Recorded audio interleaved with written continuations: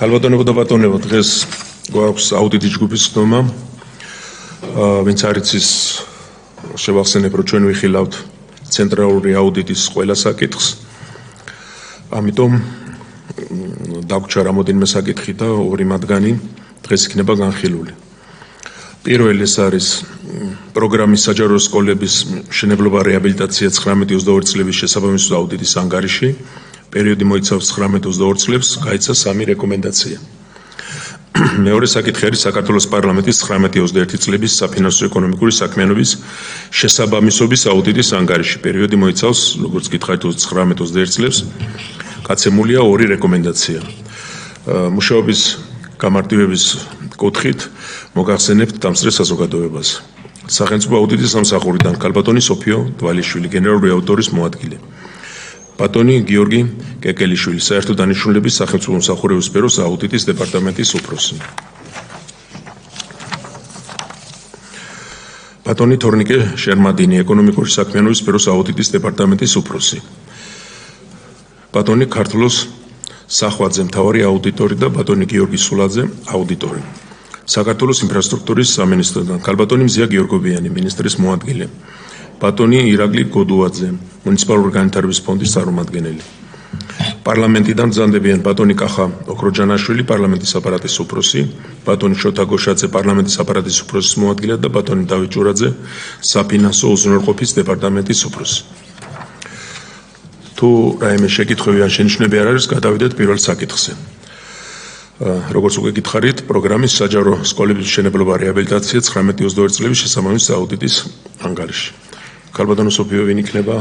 მოგესალმებით, პრეზენტაციას წარმოგიდგენთ თორნიკე შერმადინი, ეკონომიკური სფეროს აუდიტის დეპარტამენტის ხელმძღვანელი. კარგი. მოგესალმებით. წარმოგიდგენთ შესაბამისობის აუდიტს, რომელიც ეხება საჯარო სკოლების მშენებლობა რეაბილიტაციის პროგრამას. აუდიტმა დაფარა 2019-2022 წლები და მოიცვა სახელმწიფო შესყიდვების, ხელშეკრულებების მართვის, მშენებლობა რეაბილიტაციის პროცესის და ბიუჯეტის დაგეგმვის საკითხები. სავარაუდო ღირებულების განსაზღვრის ნაკლოვანებასთან დაკავშირებით მოგახსენებთ, რომ ესე იგი ფონდის სკოლების პროექტირება მშენებლობის შესყიდვის დროს სათანადოდ არ ხორციელდებოდა ბაზრის კვლევა, არ ახორციელებდა ბაზრის კვლევას ფონდი, რაც არ შეესაბამება სახელმწიფო შესყიდვების შესახებ საქართველოს კანონით და სახელმწიფო შესყიდვების სააგენტოს რეკომენდაციით განსაზღვრულ პრინციპებს. სკოლების პროექტირება მშენებლობის შესყიდვა არასათანადოდ განხორციელებული ბაზრის კვლევის პირობებში ქმნის საბიუჯეტო სახსრების არარაციონალურად განკარგვის რისკს. რაც შეეხება ავანსების გაცემის საკითხებს. ფონდის მიერ კონტრაქტორ კომპანიებზე ავანსების გაცემისას ზოგიერთ შემთხვევაში არ არის დაცული ხელშეკრულების მოთხოვნა აღნიშნული კომპანიების მიერ ავანსების არგუმენტირებული მოთხოვნის შესახებ. გაცემული ავანსები იქვითება ხელშეკრულებებით განსაზღვრული სხვადასხვა პროპორციით, თუმცა ფონდს არ გააჩნია აღნიშნული პროპორციების განსაზღვრის დოკუმენტის სახით შექმნილი მეთოდოლოგია. ზემოაღნიშნული ზრდის გაცემული ავანსების არამიზნობრივად გამოყენების და კონტრაქტორების მიმართ არაერთგვაროვანი მიდგომის რისკებს. საჯარო სკოლების რეაბილიტაციის პროექტები ხშირ შემთხვევაში შედგენილია ფაქტობრივად შესასრულებელ სარეაბილიტაციო სამუშაოებთან მნიშვნელოვანი შეუსაბამობებით. შედეგად საჭირო გახდა ხელშეკრულებებში არაერთჯერადი ცვლილებების განხორციელება.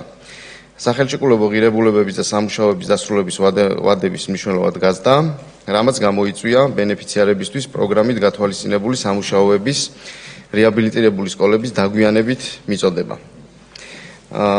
მიმწოდებლებთან გაფორმებული ხელშეკრულებები არ ითვალისწინებს სკოლის რეაბილიტაციის პროცესში დემონტირებული ვარგისი მასალების აღრიცხვას, დასაწყობებას და ბენეფიციარზე გადაცემას.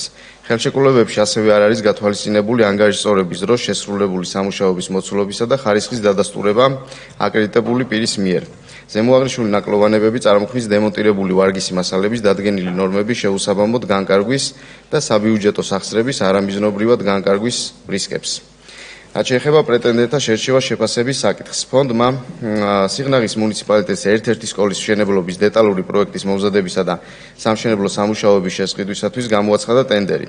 პრეტენდენტის მიერ წარმოდგენილი ხელშეკრულების შესრულების უზრუნველყოფის გარანტია 17 თვის ნაცვლად ფარავდა მხოლოდ 5 თვეს. მიუხედავად აღნიშნული ხარვეზისა, ფონდმა არ მოახდინა პრეტენდენტის დისკვალიფიკაცია და გააფორმა 1,848,000 ლარის ღირებულების ხელშეკრულება. აღსანიშნავია, რომ ხარვეზი კონტრაქტორმა გამოასწორა, თუმცა ხელშეკრულების გაფორმებიდან 3 თვის შემდეგ. ხელშეკრულების პირობების არსებითი დარღვევების გამო ფონდმა კონტრაქტორებზე დასარიცხი ჯარიმის დაკისრების მიზნით სასამართლოს მიმართა ხელშეკრულებების შეწყვეტიდან 13-დან 18 თვის შემდგომ. ეს აუდიტის მიმდინარეობის პროცესში, რაც თანხმედრაში არ არის საჯარო ფინანსების ეფექტიანი მართვის პრინციპთან. დასარიცხი ჯარიმების ჯამური ოდენობა 1,700,000 ლარს შეადგენდა. საჯარო ფინანსების განკარგვაზე პასუხისმგებელი ორგანიზაცია უნდა მოქმედებდეს გაუმართლებელი დაყონების გარეშე და გამოიყენოს რეაგირების შესაბამისი მექანიზმები საჯარო ინტერესების დასაცავად. მხოლოდ ხანდაზმულობის ვადების დაცვა ვერ იქნება საჯარო ფინანსების ეფექტიანი მართვის ინდიკატორი. სამშენებლო ობიექტების დაზღვევებთან დაკავშირებით მოგახსენებთ შემდეგს. სახელმწიფო აუდიტის სამსახურის მიერ შესწავლილი 79 ხელშეკრულებიდან 5 შემთხვევაში ფონდმა ვერ წარმოადგინა შესაბამისი საფინანსო ინსტიტუტების მიერ გაცემული სადაზღვევო პოლისი, რის გამოც შეუსრულებელია ხელშეკრულების მოთხოვნები. შესაბამისად, მშენებლობის მსვლელობისას რისკის ქვეშ დგება სამშენებლო პოლიგონზე მობილიზებული ყველა ის ქონება, რომელიც ჩართულია სამშენებლო პროცესში, მათ შორის სამშენებლო ობიექტი, სამშენებლო მასალები, სამუშაო ძალა, სპეცტექნიკა და სხვა. ასევე რისკს ქმნის სამშენებლო სამუშაოების მსვლელობისას ზარალი, რომელიც შესაძლოა მიადგეს მესამე პირთა ქონებას თუ ჯანმრთელობას. ამასთანავე კონტრაქტორების მიერ სადაზღვევო პოლისების წარუდგენლობა შესაძლოა გამხდარიყო ხელშეკრულებების შეწყვეტის საფუძველი, რაც ფონდის მიერ არ განხორციელებულა. სკოლების მშენებლობის შერჩეული 33 ხელშეკრულებიდან 11 შემთხვევაში ფონდმა სატენდერო დოკუმენტაციით გათვალისწინებული ჩასატარებელი სამუშაოების დეტალური სახარშთაღრიცხვა დოკუმენტაცია ვერ წარმოადგინა. ასევე სკოლების მშენებლობებთან დაკავშირებით კონტრაქტორების მიერ ფონდში წარდგენილი შესრულებული სამუშაოების ანგარიშები არ მოიცავს ფაქტობრივად შესრულებული სამუშაოების მოცულობებს, რაც არ შეესაბამება ხელშეკრულებებით განსაზღვრულ მიღება-ჩაბარების წესს. აღნიშნული გარემოებების გათვალისწინებით აუდიტის ჯგუფი ვერ დარწმუნდა სკოლების მშენებლობებთან დაკავშირებით კონტრაქტორების მიერ წარდგენილი შესრულებული სამუშაოების ანგარიშების და მათ საფუძველზე ანაზღაურებული ხარჯების წარმოშობასა და სისტორეში. იმ შემთხვევებში, როდესაც არსებობდა შესაბამისი სატენდერო მოთხოვნა სკოლების რეაბილიტაციის პროექტების კონსტრუქციული ნაწილის მოქმედ ნორმატიულ დოკუმენტებთან შესაბამისობა დამოწმებული აკრედიტებული პირის მიერ. თუმცა იმავე სკოლების რეაბილიტაციასთან დაკავშირებული ხელშეკრულებები არ ითვალისწინებდა კონსტრუქციული ნაწილის ცვლილებების აკრედიტებული პირის მიერ დამოწმებას. შესაბამისად, ზოგიერთ შემთხვევაში აღნიშნული ცვლილებები განხორციელებულია მხოლოდ პროექტის ავტორის, ფონდის ტექნიკური საბჭოს და ფონდის კონსტრუქტორის დასკვნის საფუძველზე, შესაბამისი აკრედიტებული პირის საექსპერტო დასკვნის გარეშე. შესწავლილი 79 ხელშეკრულებიდან კონტრაქტორების მიერ ვალდებულებების შეუსრულებლობის გამო ხელშეკრულება შეწყდა 5 შემთხვევაში. აღნიშნული ხელშეკრულებებთან დაკავშირებით ფონდის მიერ არ ჩატარებულა შეწყვეტილი სამუშაოების ინვენტარიზაცია დადგენილი წესით. ამასთანავე ახალი ტენდერის საფუძველზე ხელშეკრულებების გაფორმება განხორციელდა 4-დან 5 თვემდე პერიოდში. რა დროსაც არსებული ქონების დაცვასა და მოვლა შენახვაზე მატერიალურად პასუხისმგებელი პირი არ ყოფილა განსაზღვრული. აღნიშნული გარემოებები წარმოშობს აქტივების დაზიანების და მითვისების რისკებს. გარდაბნის მუნიციპალიტეტის სოფლების სამუშაოებთან დაკავშირებით ფონდმა გამოავლინა შესრულებული სამუშაოების მოცულობების ხელოვნურად გაზრდის და ბიუჯეტიდან თანხების ზედმეტად თანაზღაურების ფაქტები, რამაც ჯამში შეადგინა 1,362,877 ლარი. აღსანიშნავია, ზემოხსენებულის გარდა სახელმწიფო აუდიტის სამსახურის მიერ დამატებით გამოვლინდა ზედმეტად თანაზღაურების ფაქტები ჯამში 7,718 ლარის ოდენობით. რუსთავის 2 და გარდაბნის მუნიციპალიტეტების 3 სკოლის რეაბილიტაციაზე ახალი კონტრაქტორების მიერ შედგენილი შესრულებული სამუშაოების ანგარიშებში ზოგიერთ შემთხვევაში ასახული მოცულობები და მათზე ბიუჯეტიდან ანაზღაურებული თანხები ფონდის მიერ ერთხელ უკვე დადასტურებული და ანაზღაურებული იყო პირველი კონტრაქტორის მიერ წარმოდგენილი შესრულებული სამუშაოების ანგარიშების საფუძველზე. შედეგად შეწყვეტილი კონტრაქტების ფარგლებში სკოლების სარეაბილიტაციო სამუშაოებზე ხელმეორედ განხორციელებულ 89 სახის სამუშაოზე ბიუჯეტიდან ანაზღაურებულია 857,187 ლარი. ერთ-ერთი სკოლის ბრტყელი გადახურვის სამუშაოებისთვის კი ფონდმა 189,000 ლარი არაეკონომიურად გასწია.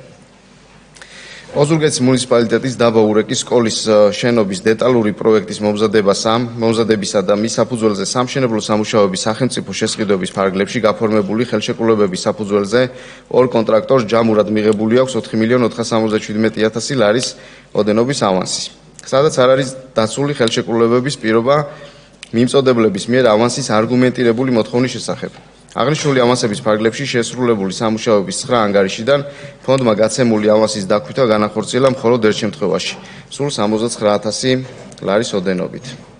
რაც შეეხება პროგრამის ბიუჯეტის დაგეგმვას.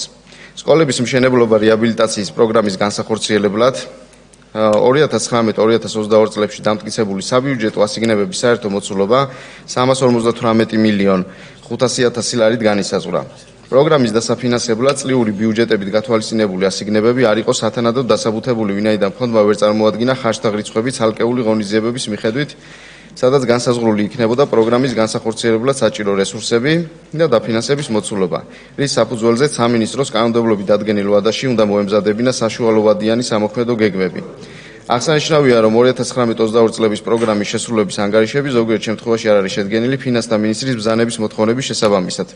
კერძოდ 2019 წლის ანგარიში დაგეგმილ და მიღწეულ შუალედურ შედეგებს შორის არსებულ განსხვავებებზე არ არის წარმოდგენილი შესაბამისი განმარტებები, ხოლო 20-21 წლების ანგარიშებში მიღწეული შუალედური შედეგების შეფასების ინდიკატორების დაგეგმილი მიზნობრივი მაჩვენებლები არ არის დაზუსტებული საშუალოვადიანი სამოქმედო გეგმის პარამეტრების შესაბამისად. ამასთანავე, ცალკეულ წლებში ვერ განხორციელდა დაგეგმილი მიზნობრივი მაჩვენებლების შესრულება. კერძოდ 2019 წლის ბიუჯეტით დამტკიცებული 48,500,000 ლარის ასიგნებით იმავე წლისთვის გათვალისწინებული იყო 7 სკოლის აშენება და 55 სკოლის რეაბილიტაცია. თუმცა ფონდის მიერ სამინისტროში წარდგენილი ანგარიშის მიხედვით 2019 წელს არც ერთი სკოლის მშენებლობა არ დასრულებულა, ხოლო 2 სკოლის რეაბილიტაციაზე გაფორმდა ხელშეკრულება, საიდანაც დასრულდა მხოლოდ ერთი. 2020 წლის საშუალოვადიანი სამოქმედო გეგმით მოსანოდნელ შუალედურ შედეგებში გათვალისწინებული იყო 65 სკოლის აშენება და 87 სკოლის რეაბილიტაცია. ფონდის 2020 წლის წლიური ანგარიშის თანახმად აშენდა 13 სკოლა და დასრულდა 1 სკოლის რეაბილიტაცია.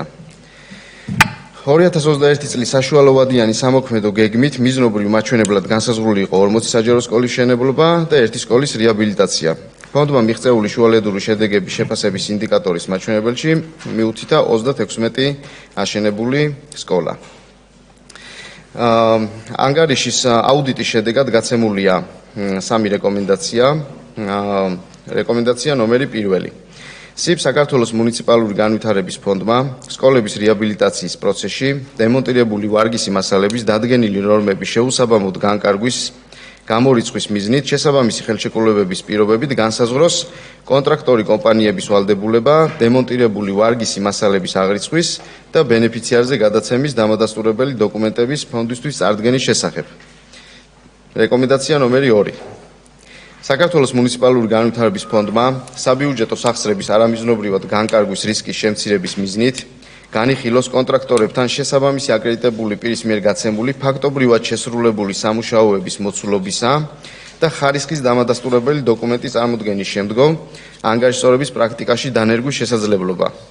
და რეკომენდაცია მე-3 მუნიციპალური განვითარების ფონდმა რეაბილიტაციის მშენებლობის პროექტების კონსტრუქციული ნაწილის ან მასში შეტანილი ცვლილებების შესაბამისობის დადასტურების მიზნით სათანადო კონტროლის მექანიზმების გამოყენების თაობაზე გადაწყვეტილება მიიღოს სამშენებლო სარეაბილიტაციო ობიექტის უსაფრთხოების ინტერესის დაცვის გათვალისწინებით კანონმდებლობასა და მიზანშეწონილობაზე დაყრდნობით შეფასების საფუძველზე. მადლობა. მადლობთ. შეკითხვები ალბათ შემდეგ იქნება, ხო? კი ბატონო. მაინც ინფორმაციისთვის წმინდა ინფორმაციული კუთხით ეს საკითხი პროკურატურაში არის გადაცემული და მეორე ინფორმაციული რომ ახალი ხელმძღვანელობა ყავს მუნიციპალური განვითარების ფონდს და იმედი მაქვს რომ ყველაფერი გამოსწორდება როგორც საჭირო არის ეს ინფორმაციისთვის. ეხლა გადავიდეთ ქალბატონო მზეა. ამ საკითხებთან დაკავშირებით გთხოვთ, გნებავთ თქვენ წარმომადგენელმა ვისაუბროთ და შემდეგ კითხვები თუ იქნება გავცემთ პასუხს. კი ბატონო, მადლობა მოგესალმებით. როგორც უკვე აღინიშნა რეალურად ეს ეხება 2019-22 წლებში მიმდინარე სკოლების მშენებლობა რეაბილიტაციის საკითხს. აღნიშნულთან დაკავშირებით, როგორც უკვე აღინიშნა, 3 რეკომენდაცია არის გაცემული, 3-ვე რეკომენდაციას ვეთანხმებით და ამ რეკომენდაციებთან დაკავშირებით უკვე დაწყებული არის გარკვეული ქმედებები ამის შესრულებასთან დაკავშირებით, რომელიც მათ შორის გულისხმობს გარე საზედამხედველო კომპანიის არსებობას, ისევე როგორც მოგეხსენებათ, გარკვეული რეალურად სკოლების უმეტესობა ხორციელდებოდა დიზაინ ბილდის მეთოდით. ამ ეტაპისათვის უკვე ყველა ახალ სკოლასთან მიმართებაში გაიყოფა და გვექნება ჯერ პროექტირებები თითოეულ სკოლასთან მიმართებაში, ხოლო ამის შემდეგ მოხდება მშენებლობასთან დაკავშირებით შესაბამისი ტენდერის გამოცხადება და შესაბამისად კიდევ ერთ-ერთი რეკომენდაცია, რომელიც მიგნების სახითაც იყო არაერთხელ ხაზგასმული, ნებისმიერი კონსტრუქციულ ცვლილებასთან დაკავშირებით, რომელიც ეხება დამოწმებულ, სერტიფიცირებულ კომპანიის დამოწმებას, ცვლილებასთან მიმართებაში აღნიშნული რასაკვირველია განხორციელდება. დიდი მადლობა. დამატებითი კითხვების შემთხვევაში აქ ვარ, რომ გიპასუხოთ. მადლობა. ერთი კითხვა მაქვს. გასაგებია ყველაფერი, ათელია, მით უმეტეს ეს მასალა გადაცემულია ბატონო თავმჯდომარემ განაცხადა პროკურატურაში. რა ვადები და თუ არის რამე ვადები მითითებული ამ რეკომენდაციების გამოსასწორებლად ახალი მენეჯმენტის მიმართ და თუ ჯდება და ეტევა ეს როგორ მიმდინარეობს ეს პროცესი, ეს მაინტერესებდა. მადლობა. სხვა შეკითხვები არ არის? გთხოვთ გალბატონო. ამ 3 რეკომენდაციიდან 2 რეკომენდაცია ამ წლის ბოლომდე დასრულდება შესრულების თვალსაზრისით და 1 რეკომენდაცია მომავალი წლის ნახევარში დასრულდება, გამომდინარე იქიდან, რომ მიმდინარე პროცესი არის და აქედან გამომდინარე ეს შესრულებული რეკომენდაციები უკვე შესრულებული რეკომენდაციით განსაზღვრული ქმედებები უკვე რეალურად აისახება ზოგადად მუნიციპალური განვითარების ფონდის საქმიანობაში.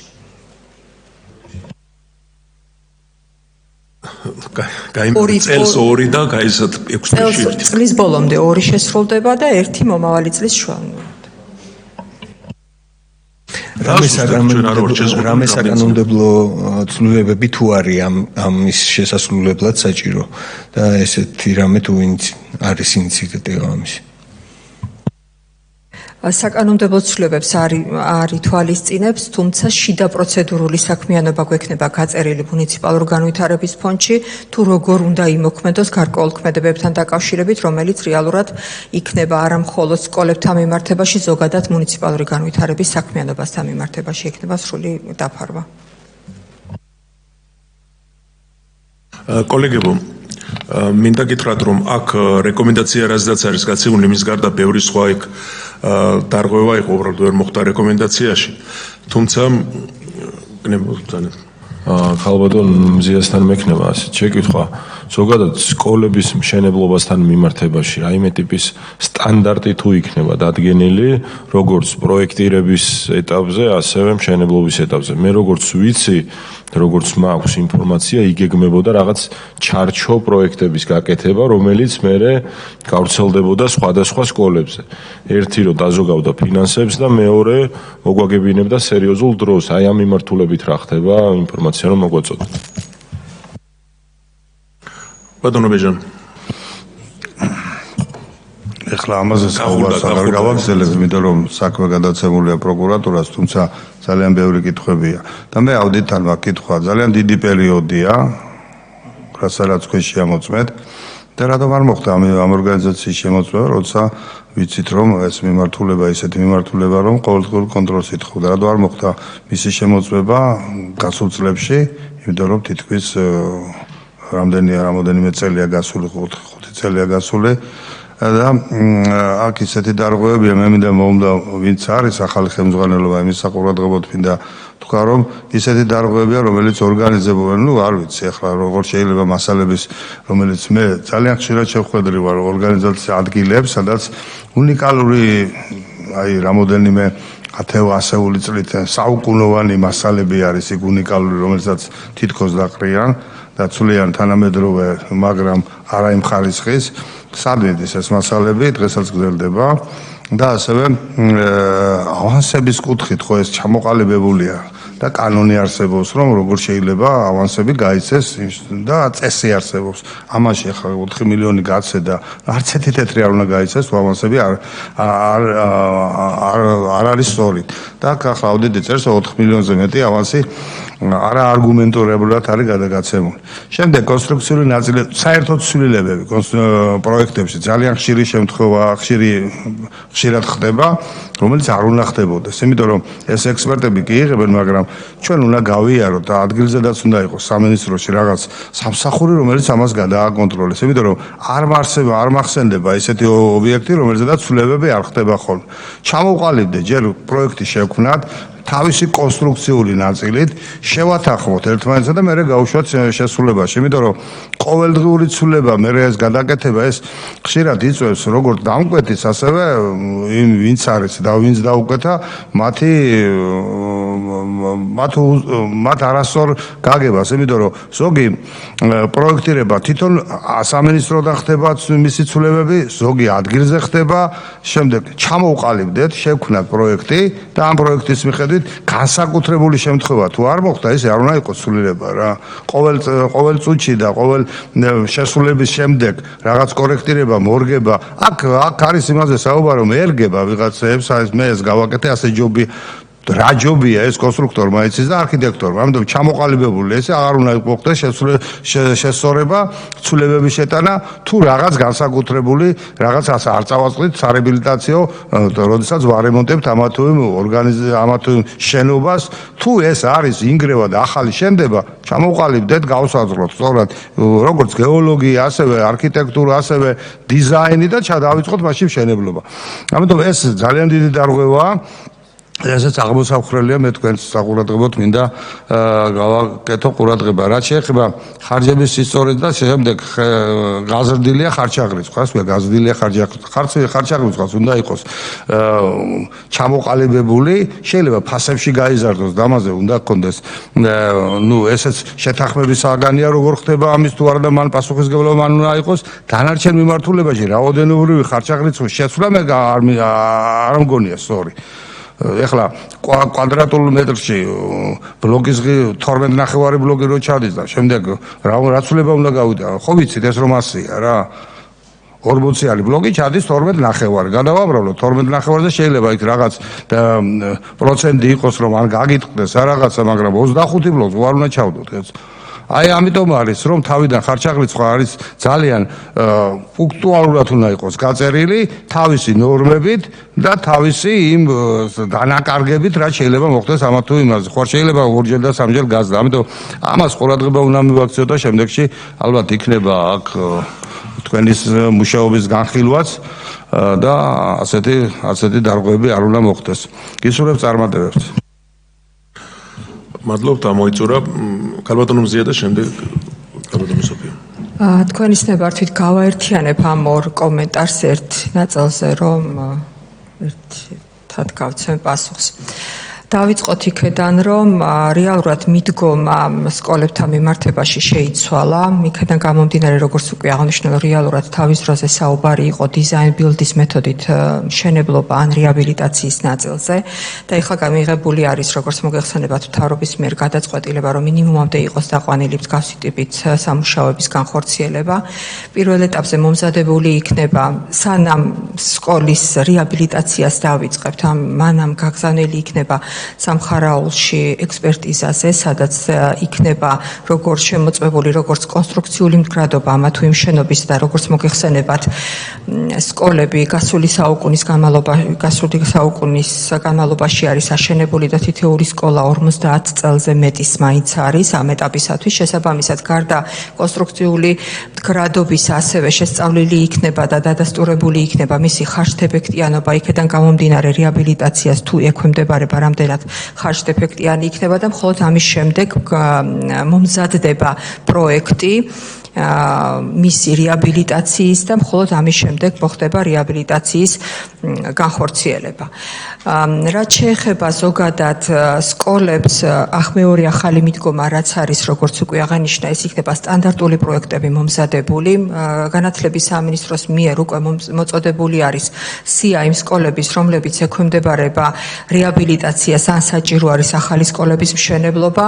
ჩვენს მიერ უკვე მიმდინარეობს, დაწყებული არის რამდენიმე კონტრაქტი, უკვე გაფორმებული არის გარკვეული სკოლების სტანდარტული პროექტების მომზადებასთან მიმართებაში, ისევე როგორც 600, 400, 200 ბავშვზე გათვლილი სკოლებთან მიმართებაში, მათ შორის 1600-იან მიმართებაში, ეს იქნება სტანდარტული პროექტი და უკვე მას შემდეგ, რაც მომზადებული იქნება ეს პროექტი, იქედან გამომდინარე თუ რომელ ტერიტორიაზე უნდა აშენდეს ახალი სკოლა, უკვე ავტომატურად მოხდება მისი მასზე ტენდერის გამოცხადება, რომ სამშენებლო სამუშაოები განხორციელდეს.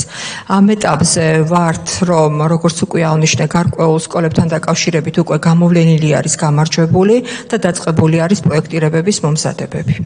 მადლობა. ძალიან კარგი ქალბატონო მზე, მაგრამ მე მაინტერესებს ეს სტანდარტული შენობები, ეს იქნება ყველა ერთი სტანდარტი იქნება? მე არ მიმაჩნია სწორად და რატომ? იმიტომ რომ ასეთი სტანდარტები ჩვენ გქონდა კომუნისტების დროს და ხედავთ რა დღეშია ქალაქები. ქალაქი არა მარტო თბილისი, არამედ ყველა. ერთმანეთს რო გავს ესახლები და უსახურები. ამიტომ ჩვენ რამოდენიმე სტანდარტი უნდა შევიმუშაოთ ალბათ, ეს შეიძლება ასე რამოდენიმე, რომელიც ამა თუ იმ გარემოს შეესაბამება. ახლა ხო არ შეიძლება ხანში და რაღაცა ქვია ზესტაფონში ერთნაირი ისა ავაშენოთ სკოლები, არა? ან მთიან ადგილებში. იმიტომ რომ იქ გარემო სხვა არის, არქიტექტურას უნდა შეუხამოთ. სხვათა ჩავდგათ ახლა ერთი სტანდარტების სკოლები, არ იქნება ეს ორი ინკუბატორივით იქნება ყველა ერთი და რამოდენიმე წლის შემდეგ ჩვენს გავგზის ალბათ ახალ საზოგადოება, როდესაც აშენებული გვექნება და როგორც ჩვენ ვჯით ახლა კომუნისტების დროს ხან ფასადს უკეთებთ, ხან რაღაც მანიპულაციებს ვატარებთ, რომ რაღაც შესაბამისობაში იყოს მოქცეული და უამრავი სახსრებს ხარჯავთ ამის გამო. ამიტომ არ გავაკეთოთ ესეთი რაღაცა, რომ ერთი შენობა შევინარჩუნოთ ყველგან დავხადოთ, მაღლობი იქნება, დაბლობი იქნება, თუ რა იქნება ყველა ადგილზე ერთი და იგივე სკოლა, ერთი და იგივე არქიტექტურის სკოლა გავაკეთოთ. ეს თუ ასეა გადაწყვეტილი, მე მგონია ძალიან დიდი შეცდომაა. მადლობთ, ჩვენ გავწდით ცოტა ჩვენ საკითხს, მაგრამ საინტერესოა და თქოთ. თუ შეიძლება მოკლე კომენტარს გავაკეთებ. მადლობა ამ კომენტარისათვის. მოდით ასე ვთქვათ, რომ თითოეული სკოლის წარმატებასთან მიმართებაში გამოცხადებული იყო არქიტექტურული კონკურსი, რომელიც ითვალისწინებს მათ შორის გარდა იმისა ბავშვების რაოდენობის მიხედვით, რომ განსხვავებული არის სკოლები ერთმანეთისაგან, მათ შორის ითვალისწინებს, როდესაც უკვე უშუალოდ ტერიტორიის ესე იგი, პირველ ეტაპზე გამოცხადებული იყო კონკურსი, არქიტექტურული კონკურსი, რომელზეც მინდა ვთქვა, რომ ერთ-ერთი წარმატებულად მიმდინარეობს აღნიშნული კონკურსები, სადაც შემოსული არის მთელი საქართველოს მასშტაბით და არა მხოლოდ საქართველოს მასშტაბით წამყვანი კომპანიები, რომლებსაც აქვთ სურვილი, რომ დააპროექტონ და შემოგთავაზონ ზოგადად სკოლების დიზაინი. სტანდარტთან მიმართებაში ვსაუბრობთ, რომ ეს იქნება ისეთი ტიპის სკოლა, რომელიც შემდგომ უკვე კონკრეტული ტერიტორიის გათვალისწინებით და კონკრეტული ტერიტორიის მითითებიდან გამომდინარე უკვე მასზე მორგებული იქნება, როგორც ტიპიურად იმ გარემოსთან მიმართებაში, მაგრამ ჩვენ საუბრობთ, რომ სტანდარტული იქნება თუ რას უნდა მოიცავდეს, როგორ უნდა გამოიყურებოდეს მისი სართულიანობა და საკლასო ოთახებთან მიმართებაში, მაგრამ თითოეული ტერიტორია, მათ შორის გეოლოგიაც უშუალოდ გათვალისწინებული იქნება ტერიტორიაზე მიბმის, ეგრეთ წოდებული ტერიტორიაზე მიბმის პროცესში. თუმცა ერთსაც ვიტყვი, რომ რეალურად, როდესაც ჩვენ საუბრობთ ზესტაფონთანის სკოლასა და ხანთან მიმართებაში, გამომდინარე იქედან, რომ ბავშვების რაოდენობიდან გამომდინარე სხვადასხვა ტიპის და სხვადასხვა საჭიროებები იქნება, შესაბამისად ის ერთნაირი ვერანაირად ვერ იქნება. თუმცა ის, რომელიც არის მაგალითად 600 ბავშვზე გათვლილი, იქნება სტანდარტული, მაგრამ ასევე ექნება შესაძლებლობა, რომ მისი მოდიფიკაცია განხორციელდეს უშუალოდ იმ ტერიტორიაზე მორგებისგან გამომდინარე. გამომდინარე, მათ შორის როგორი გეოლოგია დაგხვდება, იქ რა დამატებითი სამუშაოები შეიძლება იყოს და ასევე ძალიან დიდი გავლენა აქვს, როგორც მოგეხსენებათ, იმ მიწის ნაკვეთს, მის ფართობს და განლაგებას, თუ როგორი კონფიგურაცია აქვს მიწის ნაკვეთს, შესაბამისად იმის მიხედვით იქნება მოდიფიკაცია გაკეთებული. მადლობა. თუმცა ერთი მნიშვნელოვანია, რომ ეს შესაძლებლობას მოგცემს სტანდარტული პროექტები, რომ უკვე მზა პროექტი გქონდეს და უკვე მას შემდეგ, რაც განათლების სამინისტროს სრულად ექნება სია განსაზღვრული, რომ სკოლაში რამდენ ბავშვზე გათვლილი სკოლა უნდა აშენდეს, აქედან უკვე ძალიან მარტივად მოხდება მისი უკვე ტენდერზე გაშვება მშენებლობასთან მიმართებაში, რომელიც საკმაოდ დიდ დროს მოგცემს, მოგვიაგებინებს. მადლობა. მე მგონი ამომწურავად ბატონო ბეჟან დაზუსტება ხომ არ არის? როგორც გავიგე სტანდარტული შიდა სივრცის სტანდარტები ფორმა იქნება სხვადასხვა, ავარია რომ არქიტექტურა იმ გარემოსთან იყოს შესაბამისობაში და იმ რაოდენობიდან გასაგებია, მაშინ მისაღებია კი ბატონო. კარბატონო სოფიო, გთხოვთ მეორე შეკითხვა გქონდა ბატონო. კი ბატონო, აუდიტის პერიოდთან დაკავშირებით ბატონო ბეჟან, ანუ ეს აუდიტი ეხებოდა 2019-2022 წლების პერიოდს. აუდიტი მყისიერად 2023 წლის გეგმით იყო გათვალისწინებული, თუმცა ვინაიდან ეს არის საკმაოდ კომპლექსური საკითხები, რაზეც დღეს ჩვენ ვსაუბრობთ, ბუნებრივია ამას დაჭირდა დიდი დრო, რომ ეს საკითხები ყოფილიყო შესწავლილი. აუდიტი დამტკიცდა 2025 წლის 25 აპრილს.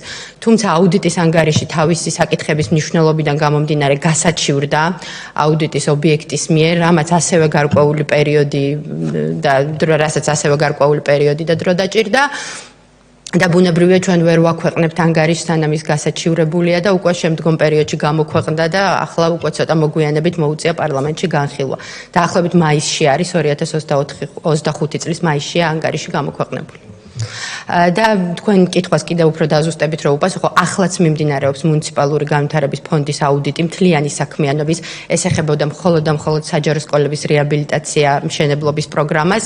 ახლა მიმდინარეობს მთლიანად მუნიციპალური განვითარების ფონდის საქმიანობის აუდიტი და კიდევ უფრო მეტად ეფექტიანი რომ გახდეს ჩვენი საქმიანობა და უფრო მყისიერი შედეგები გქონდეს, თქვენ იცით რომ ჩვენ განვიხილავთ რეალურ დროში აუდიტის ჩატარების პერსპექტივებს. ესე იგი ეს იქნება გასული 2 წლის 2023-2024 წლების პერიოდი მუნიციპალური განვითარების ფონდი. კარგით, მე მიმაჩნია რომ მაინც 6 წელი გავიდა, 6 წელი გადის და იმ პირველი 2019 წლიდან დღემდე არის 6 წელი, ხო? არა, 22-ში მორჩა. ანუ ხო, მაგრამ პირველი შედეგი ჩვენ ვიხილავთ 19-22 წელი და 2023 წლიდან 5 წელის განხილვა დავიწყეთ, 5 წლის შემდეგ დავიწყეთ 19 წლის განხილვა, ხო? ნუ ესე გამოდის დაახლოებით 2005 წელი რომ არ ჩავთვალოთ, 2004 3 წელი 3 გამოდის. ეს პროგრამა ხო მიმდინარეობდა ბატონ ბეჟან, ანუ მიმდინარე პროგრამა იყო და კარგით მეგობრებო, რა შეიძლება ჩვენ ვიცით რომ ეს სფერო არის ძალიან სენსიტიური და აქ შეიძლება რაღაც უფრო ხშირად უნდა გამოწვო და უფრო დეტალურად. მე მესმის რომ თქვენ ერთი ლოკაციაში ამოწვეთ მშენებლობა ბაღებისა და სკოლების, ხო? ნუ იქაც არის სხვადასხვა მიმართულება, რომელიც მე ვფიქრობ რომ უფრო მეტი ყურადღების ქვეშ უნდა იყოს აუდიტისა. და ამაზე მაქვს საუბარი. რაც შესაძლებელი იქნება, რა თქმა უნდა. ზუსტად ამიტომ ვთქვი რომ ჩვენ ასევე განვიხილავთ რეალურ დროში. კარგი, ხო ძალიან ტექნიკურ საკითხზე გადავედით საუბარზე. ნეტა ის გამაგებია რომელი არის არასენსიტიური და არამნიშვნელოვანი ეგარებად რომ, მაგრამ იმას ვეთანხმები რომ რა თქმა უნდა 2 წელიწადს უნდა შევეცადოთ რომ 2 წელიწადს არ გაცდეს შემოწმების სვეტა. კარგი, ამ საკითხის ჩვენ მე მგონი ამოვწურეთ, სამწუხაროდ ის არის რაც არის და იმის თქმა მინდოდა ეხლა დავიწყე რომ აქ რეკომენდაციებში არ არის ისეთი საკითხები რომელიც კანონდარღვევა არის. აქ არის რეკომენდაცია რომელიც უნდა გამოასწოროს. ამიტომ იმედი გვაქვს რომ ყველაფერი ერთად გამოსწორდება და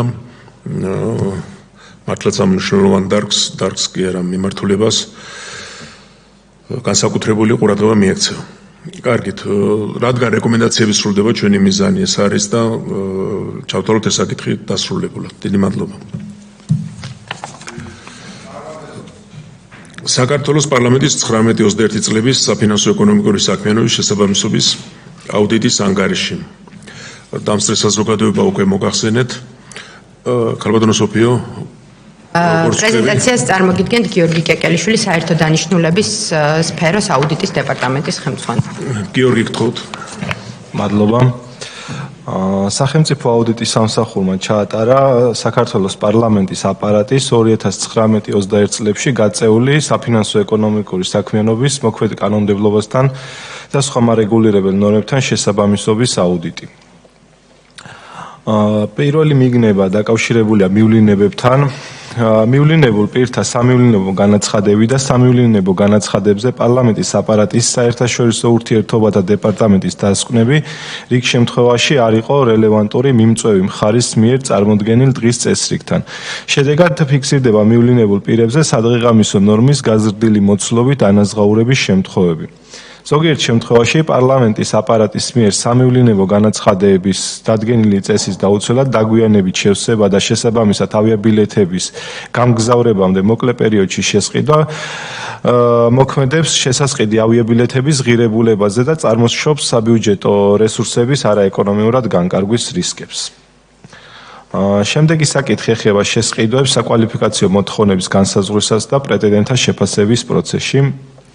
ნაკლოვანებებს. ერთეულ შემთხვევაში პარლამენტის აპარატის მიერ სატენდერო პირობებით შესასყიდი საქონლის ან მომსახურების ტექნიკური ხარისხობრივი მახასიათებლების შემზღუდველ ჩარჩოებში იყო მოქცეული და დეტალიზებული. რიგ შემთხვევაში პარლამენტის აპარატის სატენდერო კომისიის მიერ პრეტენდენტების შერჩევა შეფასების პროცესი გარკვეული ხარვეზები და ნაკლოვანებებით მიმდინარეობდა. პრეტენდენტების შერჩევა შეფასებისას სრულად არ იყო გამოკვლეული გადაწყვეტილების მისაღებად საჭირო ყველა გარემოება და ფაქტი. შესაბამისად გადაწყვეტილება მიიღებოდა გარემოებებისა და ფაქტების დეტალური ამომწურავი მსჯელობისა და ანალიზის გარეშე. პრეტენდენტების მიერ წარმოდგენილი დოკუმენტაციის მოქმედ კანონმდებლობასთან და სატენდერო პირობებთან შესაბამისობის დადგენის გარეშე. შემდეგი მიგნება ეხება ტრანსპორტის ექსპლუატაციის პროცესში გამოვლენილ ნაკლოვანებას. პარლამენტის აპარატს არ აქვს დამტკიცებული ინსტრუქცია და კონტროლის სათანადო მექანიზმები სამსახურებრივი და სამორიგეო ავტომობილების მიზნობრივად გამოყენების უზრუნველსაყოფად. აღნიშნულ მიგნებებზე გავეცით ორი რეკომენდაცია. რეკომენდაციებს აქვს მიმდინარე სტატუსი. პირველი რეკომენდაცია ავტოსატრანსპორტო საშუალებების მართლმსომიერი გამოყენების უზრუნველყოფის, კონტროლის გარემოს გაუმჯობესების და საწვავის არამიზნობრივი ხარჯვის პრევენციის მიზნით საქართველოს პარლამენტმა შეიმუშაოს ინსტრუქცია ავტოპარკის მართვის საკითხებთან დაკავშირებით. კარგი პრაქტიკის დანერგვისათვის შესაძლოა გათვალისწინებული იქნეს საჯარო სექტორში არსებული პრინციპები. მეორე რეკომენდაცია საბიუჯეტო სახსრების რაციონალურად განკარგვის მიზნით საქართველოს პარლამენტმა შეიმუშაოს და დანერგოს კონტროლის ეფექტიანი მექანიზმები, რათა უზრუნველყოფილ იქნეს სამივლინებო განაცხადებში ასახული ინფორმაციის შესაბამისობა მიმწვევი მხარის მიერ ასანაზღაურებელ ოდენობებთან. მადლობა. მადლობთ. მაშინ მოусმინოთ პარლამენტის ხარისხს და თუ შეკითხვები იქნება, თუ ეხლა გნებავთ. ბატონო კახა, ვინ გაცევს პასუხს?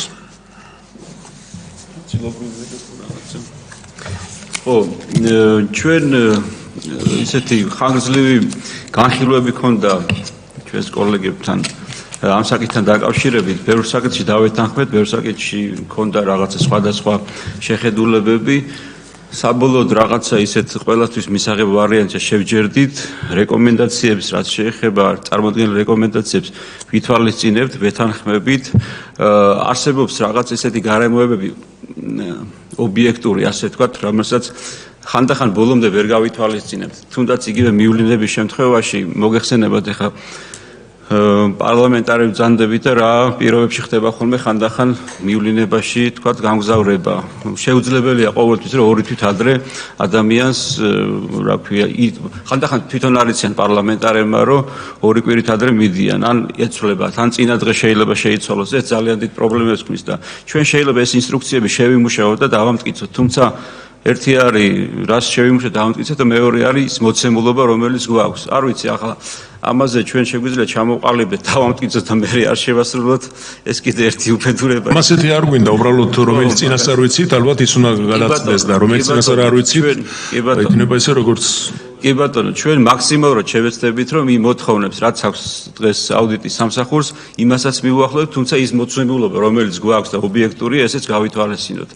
რაც შეეხება ტრანსპორტის გამოყენებას, ეს ინსტრუქციაც უკვე შემუშავების პროცესშია. აქაც იყო რაღაც პატარა თქვათ გასათვალისწინებელი მომენტები, მაგალითად აუდიტის სამსახური გვითვლის, რომ არასამუშაო დღეებშიო, რატომ ეს ისხმება მანქანებში ბენზინიო, სამუშაო ესე რა ქვია, მორიგე მანქანებშიო და სამსახურს პარლამენტს ესეთი სამუშაო დღეები და არასამუშაო დღეები პირობითია ჩვენთვის ხანდახან, არასამუშაო დღეებში, როცა დელეგაციები გვაქვს შაბათ-კვირას ხშირად თქვენი დადასრებით, თქვენი მონაწილეობით ბევრჯერ ყოფილა რომ დელეგაციები წაგვიყვანიან სხვადასხვა რეგიონებში, რაღაც მონიციებებზე და შესაბამისად ამ მიმართულებითაც რაღაც გამონაკლისები ალბათ უნდა იყოს და ამასაც გავითვალისწინებთ ჩვენს ინსტრუქციაში, რომელიც უკვე შემუშავებულია ფაქტობრივად და წლის ბოლომდე ჩვენ ამასაც დავამტკიცებთ. კი ბატონო, მთავარია ეს, რომ რეკომენდაციებს ითვალისწინებთ. რაც შეეხება კი ეხლა ვეკითხოს ამ საწოლთან დაკავშირებით სამწუხაროდ მარტო პარლამენტს არ ეხება მასიურად იყო ეს პრობლემები აქ აბსოლუტურად გეთანხმებით რომ არასამუშაო დღეებში ეს რთულია მაგრამ აქ არის პრინციპზე ლაპარაკი თქვა არასამუშაო დღეს თუ გამოდის მანქანა მაშინ როგორი უნდა იყოს მექანიზმი რა უნდა ქნას ვინმე შეამოწმოს როგორ უნდა მოხდეს და ასე შემდეგ და არა იმაზე რომ თქვა არასამუშაო დღეებში საწოლი არ ჩაუსხ გთხოვთ მადლობა და ფაქტიურად აი ძალიან ახლოს არის მკითხვასთან და რეკომენდაციებთან დაკავშირებით მინდოდა აუდიტის სამსახურისთვის მეკითხვა ჩემთვის ჩემი შეხედულებით ძალიან ზოგადი არის ეს რეკომენდაციები და შეიძლება ბევრი დეტალი არ იყოს აქ გათვალისწინებული იმ რეალობიდან გამომდინარე რა რეალობაშიც უტევს პარლამენტს მუშაობა ვისურვებდი რომ უფრო კონკრეტული რეკომენდაცია ყოფილიყო კი აქ წერია რომ რაღაცა სქემა უნდა იქნეს შემუშავებული რომელიც ამ ყველაფერს უფრო გამჭვირვალეს გახდის მაგრამ საინტერესოა თქვენი ხედვა და უფრო კონკრეტული იყოს ეს რეკომენდაციები აი ეს დამაკლდა მაგალითად ამ რეკომენდაციებში მადლობა მეც აბსოლუტურად ვეთანხმები ჩვენი კოლეგების და ჩვენი პარლამენტის ინფორმაციას და თქვენს გეთანხმებით თქვენ აღნიშნეთ რომ ასე უნდა გააკეთდეს მაგრამ მე ვფიქრობ რომ დარღვევას თუ ჩავთვლით ეს არის რომ არ შეიმუშავენ ეს სიდა რეგულაციები ხო ამიტომ დანარჩენი ეს რაც არის რაც ხდება რეალობაში ესე ხდება შეიძლება პარლამენტის წევრი იქნება თუ შეიძლება მომსახურე პერსონალი სხვა კვირას გამოსასვლელ დღეებშიდაც უწევდეს ასვლება და ეგრე ძალიან ხშირად ხდება და რაც ეხება ფრენებს კიდევ მართლა არ იცის ხანდახან ყოფილა Z-ს და 1 საათში უკვე უნდა გაფრინდეს ახლა რა ქნა სამკაცმა უნდა და სადაც რასაც მიცემენ რასაც დაუწესებენ დაუფასებენ უნდა გადაიხადოს და უნდა გაუშვას დეპუტატი უბრალოდ ჩვენ შევიმუშაოთ ეს რეგულაციები და გამოვიტანოთ სადაც როგორ წესია დავამტკიცოთ და მოვარგოთ იმ პირობებს რა პირობებსაც უწევს პარლამენტს ფუნქციონირება აი ეს არის და ეს მე ასე მემაჩნია სწორად მადლობა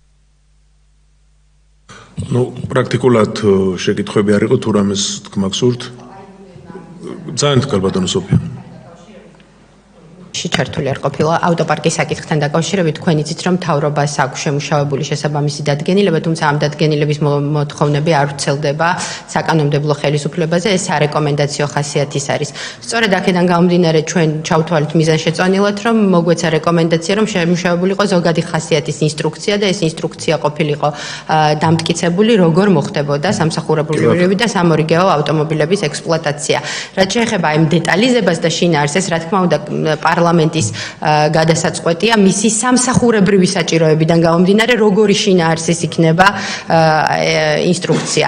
რაც შეეხება ავიაბილეთებს ჩვენთვის მნიშვნელოვანი იყო რომ ეს საკითხი არ ყოფილიყო სისტემური ხასიათის. რა თქმა უნდა გამონაკლის შემთხვევები იარსებებს, როდესაც თქვა დღის წესრიგი მოგვიანებით იქნება მოსული, მოწვევა როგორც ასეთი იქნება მოგვიანებით მოსული, თუმცა იქ სადაც შესაძლებელია უნდა მოხდეს ბუნებრივია დროულად ავიაბილეთის შეძენა. ამაზეა საუბარი. კი ბატონო მე მგონი გასაგებია ყველა მხრიდან ყველაფერი პარლამენტის აპარატი ამბობს რომ ასრულებს რეკომენდაციას რაც არის დაგეგმილი ამიტომ ჩემი აზრით დამოწურული არის ეს საკითხი ხო?